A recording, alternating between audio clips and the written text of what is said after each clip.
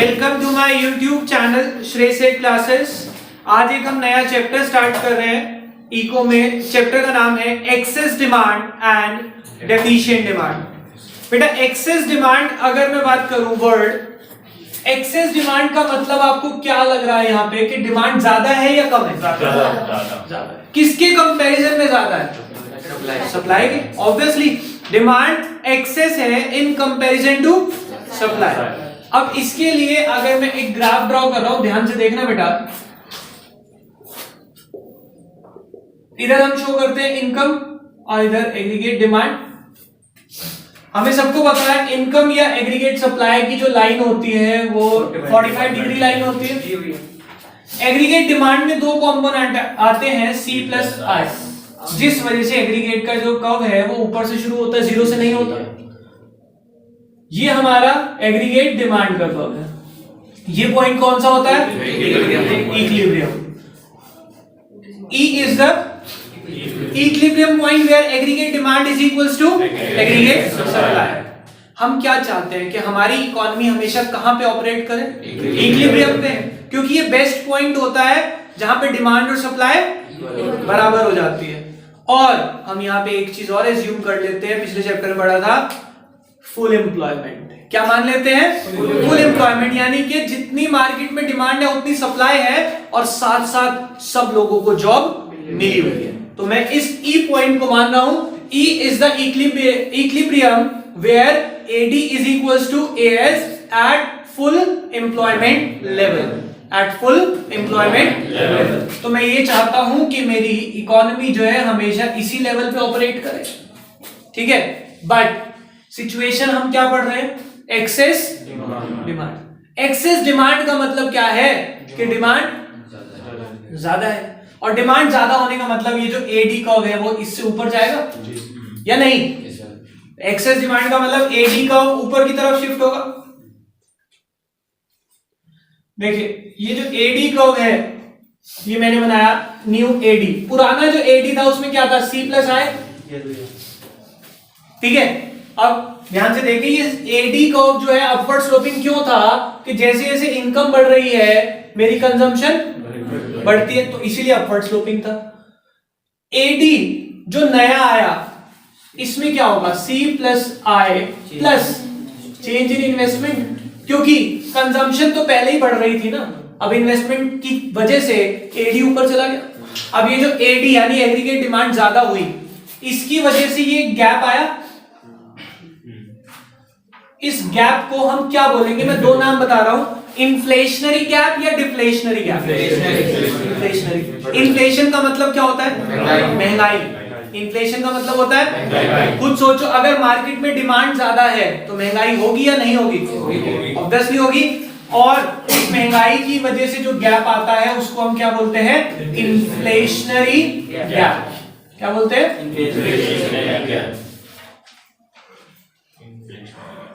अब बेटा मैं ना एक टर्म यूज कर रहा हूं, कुछ वर्ड्स यूज कर रहा हूं इस वाले एडी के लिए, क्योंकि मेरा पूरी डेफिनेशन इसी के ऊपर बेस्ड हो जाएगी। This is the aggregate demand. This is the aggregate demand corresponding to equilibrium level of output. कह रही है क्या है? एग्रीगेट डिमांड है। अब बच्चा कहता है सर ये भी एग्रीगेट डिमांड है, AD1। फर्क क्या है? ये कॉरेस्पॉन्डिंग टू इक्विलिब्रियम लेवल है। कौन से लेवल पे है ये? इक्विलिब्रियम लेवल, जहां पे मैं चाहता हूं कि मेरी इकोनॉमी हमेशा ऑपरेट करे। तो ये कौन सा होता है? AD corresponding to full employment level of equilibrium. समझ आ गई बात? ये क्या है? AD1। AD1 जो है मेरा एक्चुअल है। एक्चुअल में इकोनॉमी में ज्यादा डिमांड आ रही है, तभी तो एक्सेस डिमांड आई, और एक्सेस डिमांड की वजह से क्या हुआ? Inflationary gap. अब ये पूछते हैं व्हाट इज इन्फ्लेशनरी गैप, उसका मीनिंग बताएं। ध्यान से सुनेंगे। Inflationary gap is the gap by which actual aggregate demand exceeds the aggregate demand required to establish full employment level of equilibrium. यानी कि फुल एम्प्लॉयमेंट के लिए जो चाहिए, जब आपकी एक्चुअल एग्रीगेट डिमांड उससे ज्यादा हो जाए उसकी वजह से जो गैप आएगा उस गैप को क्या बोला जाता है? Inflationary gap. अभी डेफिनेशन बनानी भी तो है ना हमें वहां पे, तो इसीलिए मैंने जान के ये वर्ड यूज कर लिया। क्या है? This is the equilibrium, sorry this is the AD corresponding to equilibrium level of output. पढ़ते हैं एक बार एग्रीगेट सॉरी एक्सेस डिमांड का मतलब। Excess demand refers to a situation where aggregate demand is more than aggregate supply। ये तो सबने बता दिया था मुझे excess demand का मतलब। आगे जो बात है वो वर्ड यूज करने जरूरी है, corresponding to full employment level of output in the economy। तो इसको हम क्या कहते हैं? corresponding to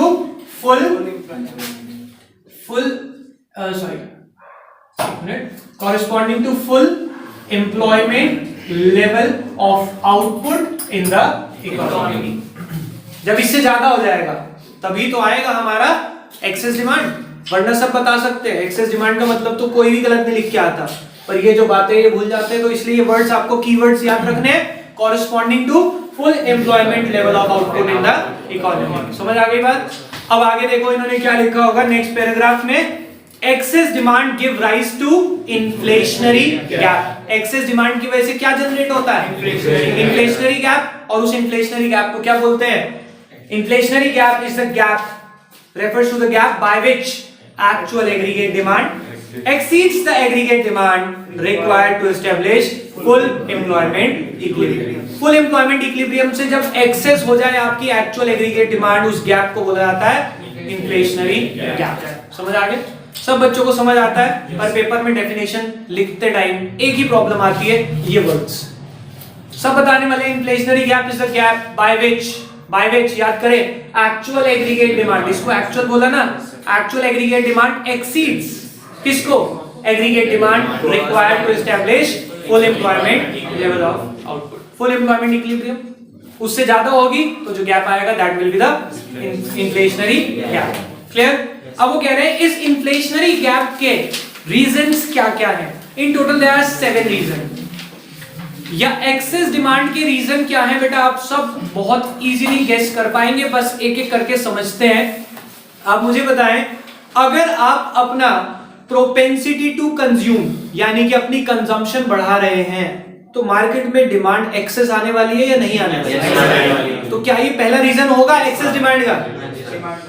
ठीक है, एक्सेस डिमांड का पहला रीजन। दूसरा रीजन, अगर गवर्नमेंट टैक्सेस को कम कर दे तो मार्केट में डिमांड ज्यादा आएगी।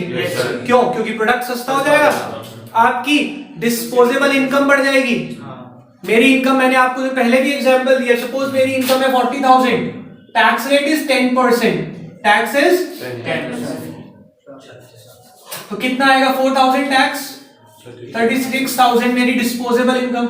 अगर टैक्स का रेट 5% हो जाए तो मेरी डिस्पोजेबल इनकम 38 हो जाएगी।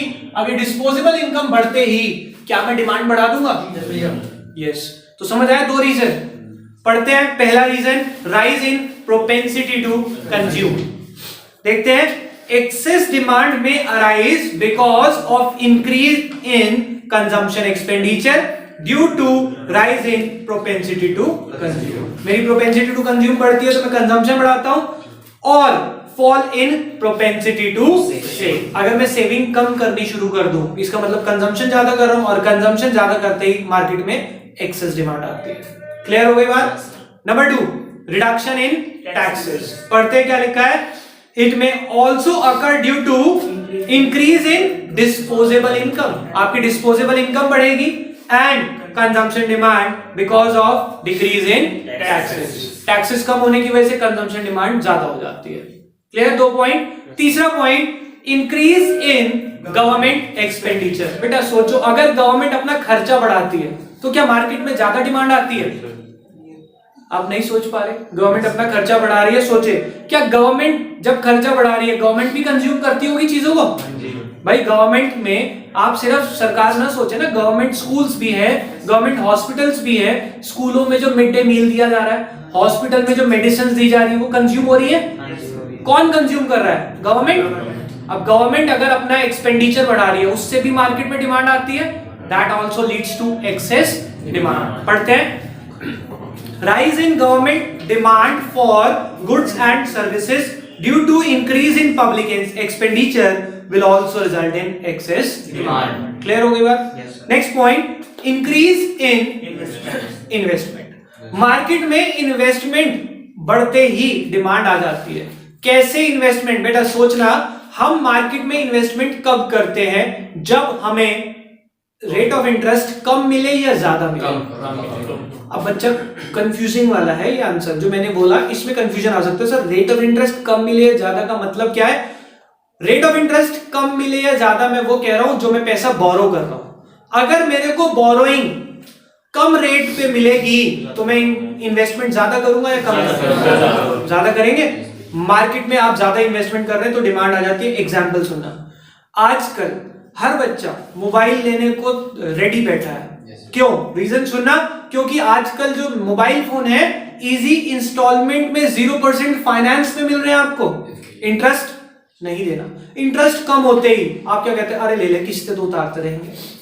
इंटरेस्ट कम होते ही आप उसकी डिमांड बढ़ा रहे हैं, तो इकोनॉमी में क्या आ जाती है? Excess demand. और ऑन द अदर हैंड अगर रेट ऑफ इंटरेस्ट ज्यादा हो जाए तो आप इन्वेस्टमेंट कम करेंगे। क्या कहेंगे? यार इंटरेस्ट बहुत बैठ जाएगा, रहने दे। पहले तो नहीं लेता था कोई मोबाइल किस्तों में, अब लेने शुरू कर दिए क्योंकि रेट ऑफ इंटरेस्ट कम हो गया, डिमांड बढ़ गई। पढ़ते हैं, देखो क्या लिखा है। Excess demand can also arise when there is increase in investment due to decrease in rate of interest. आप इन्वेस्टमेंट बढ़ा रहे हैं क्योंकि रेट ऑफ इंटरेस्ट कम हो रहा है, और इंक्रीज इन एक्सपेक्टेड रिटर्न। अगर आपको ये भी लगे कि कमाई ज्यादा होने वाली है इस चीज से, तब भी आप इन्वेस्टमेंट करते हैं। क्लियर हो गई बात? चार पॉइंट हो गए। पांचवा पॉइंट हम पढ़ते हैं। एक बार मुझे बताएं, एक्सपोर्ट और इंपोर्ट के बारे में पता करेंगे हम। एक्सपोर्ट, अगर हम किसको पढ़ रहे हैं? Excess demand. एक्सेस डिमांड कब आएगी? जब एक्सपोर्ट ज्यादा होगा या कम होगा? एक्सपोर्ट का मतलब समझते हैं? बेचना। बाहर अगर बेचेंगे तो डिमांड ज्यादा आएगी, कम आएगी? तो हमें एक्सेस डिमांड पढ़ना है ना। तो एक्सेस डिमांड कब आती होगी? जब इंक्रीज इन एक्सपोर्ट होता होगा। और एक्सपोर्ट इंक्रीज कब होता है? जब हमारा प्रोडक्ट बाहर वालों के लिए सस्ता हो। वो क्या कहें, इंडियन करेंसी में गुड्स खरीदना सस्ता पड़ रहा है उन्हें, तो एक्सपोर्ट बढ़ता है। और अगर एक्सपोर्ट बढ़े तो हमारी एक्सेस डिमांड जनरेट हो जाती है। अगर मैं बात करूं, चलो एक बार इंक्रीज इन एक्सपोर्ट पढ़ते हैं, पॉइंट नंबर 6 है वो। Excess demand may also arise when demand for export increases due to comparatively lower price of the domestic goods, और due to decrease in exchange rate for domestic currency. हमारी currency सस्ती हो गई तो उनको सस्ता पड़ता है, इसलिए एक्सपोर्ट बढ़ जाता है, और एक्सपोर्ट बढ़ते ही एक्सेस डिमांड आ जाती है मार्केट में। इंपोर्ट के बारे में सोचते हैं। इंपोर्ट अगर हम ज्यादा करें या कम, हमारे प्रोडक्ट की डिमांड कब बढ़ेगी? जब हम इंपोर्ट कम करें। क्यों? बाहर से गुड्स आएंगे नहीं तो लोगों को कहां के गुड्स लेने पड़ेंगे? इंडियन गुड्स, और इंडियन गुड्स की डिमांड बढ़ जाएगी। फॉर एग्जाम्पल, अभी चाइना से इंपोर्ट कम हुआ है तो इंडियन एलईडी बल्ब्स, ट्यूब्स ये ज्यादा बिक रही हैं, तो एकदम डिमांड एक्सेस आएगी। क्यों? क्योंकि बाहर से इंपोर्ट कम हो गया। अब इंपोर्ट कम होने का कारण जनरली क्या होता है कि बाहर के गुड्स हमें अगर महंगे पड़ने शुरू हो जाए, बाहर से जो गुड्स आ रहे हैं अगर वो महंगे पड़ रहे हैं तो हम क्या करते हैं? यहीं का ले लें, यहाँ का सस्ता है। तो देखो क्या लिखते हैं, decrease in import due to higher international price in comparison to domestic price also leads to excess demand. Clear हो गई बात? Next, deficit financing. बेटा डेफिसिट फाइनेंसिंग का मतलब समझते हैं पहले, फिर समझ आएगा आपको। डेफिसिट फाइनेंसिंग का मतलब होता है जब हमारे देश का सेंट्रल बैंक नई करेंसी प्रिंट करे, यानी आरबीआई जब नए नोट प्रिंट करता है तो उससे क्या होगा? एक्सेस डिमांड आएगी या डेफिसिट डिमांड आएगी? सोचेंगे कैसे? करेंसी प्रिंट करी आरबीआई ने, वो प्रिंट करने के बाद मार्केट में सर्कुलेट होगा पैसा। आप लोगों के पास अगर एक्सेस पैसा हो तो डिमांड बढ़ती है, कम होती है? डिमांड बढ़ जाती है। That is also the reason for excess demand. पढ़ते हैं, excess demand may be caused, excess demand may be caused due to increase in money supply caused by deficit financing. समझ आ गई बात? तो हमने 7 रीजन पढ़े। एक्सेस डिमांड आने के 7 रीजन जैसे बता रहा हूं वैसे सोचेंगे। 2 चीजें तो increase in government expenditure, increase in investment. Increase in government expenditure, increase in investment. एक एक्सपोर्ट इंपोर्ट, एक्सपोर्ट अगर बढ़ेगा तो डिमांड आएगी, इंपोर्ट अगर कम होगा तो डिमांड आएगी। हम डिमांड की सिचुएशन पढ़ रहे हैं। अब डेफिसिट फाइनेंसिंग, नई करेंसी प्रिंट होगी तो डिमांड आएगी। 5 हो गए। सबसे पहला increase in government expenditure, increase in investment. Export बढ़ेगा, increase in export, decrease in import. Deficit financing, उसके बाद 2 increase in propensity to consume, हमारी कंजम्पशन बढ़े या फिर टैक्सेस कम हो, रिडक्शन इन टैक्सेस। ये 7 पॉइंट है, हो जाएंगे यार। आगे चलते हैं। What are the impacts of excess demand. इधर देखेंगे बेटा, अगर मार्केट में एक्सेस डिमांड यानी डिमांड ज्यादा आ रही है, सप्लाई कम है, तो मुझे 3 चीजों के ऊपर इफेक्ट सोचना है इसका। सबसे पहला आउटपुट, दूसरा एम्प्लॉयमेंट और तीसरा जनरल प्राइस। बेटा अगर मार्केट में एक्सेस डिमांड है तो आउटपुट बढ़ाएंगे, कम करेंगे या उसमें कोई चेंज नहीं करेंगे? आप प्रोड्यूसर के हिसाब से सोचना, आप प्रोड्यूसर हैं, मार्केट में एक्सेस डिमांड आ रही है तो आप बढ़ाएंगे, कम करेंगे या कोई चेंज नहीं करेंगे? कोई चेंज नहीं करेंगे, कोई चेंज नहीं करेंगे। आयुष कह रहा है, बाकी सब कह रहे हैं बढ़ाएंगे। क्यों भाई, क्यों चेंज नहीं करेंगे? पहले से ही मैक्सिमम होगा जी। हमने ये चैप्टर जो यहाँ पे शुरू किया था, मैंने आपको कहा था कि हम ऑलरेडी कहां ऑपरेट कर रहे हैं, इक्विलिब्रियम लेवल पे, जहां पे रिसोर्सेज का पूरी तरह से यूज हो रहा है। आप चाह के भी आउटपुट नहीं बढ़ा सकते क्योंकि सारे लोगों को जॉब मिली हुई है, सारी रिसोर्सेज पूरी तरह से यूज हो रही है। प्रोडक्शन कैसे बढ़ा लोगे?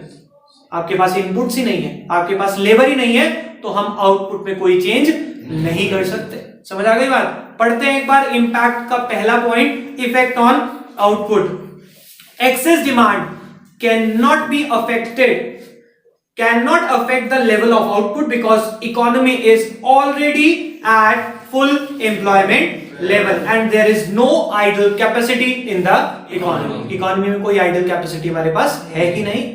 अब ऐसे ही employment पे क्या इफेक्ट आएगा? क्योंकि हमारे पास फ्री लोग है ही नहीं, सारे ऑलरेडी फुली एम्प्लॉयड है, तो यही लिखा होगा there is no change in the level of employment as economy is already operating at full employment equilibrium and there is no involuntary unemployment. unemployment है ही नहीं तो किसको जॉब दिलवाएंगे आप? अब बताएं प्राइस पे क्या फर्क आएगा? प्राइस पे फर्क आएगा।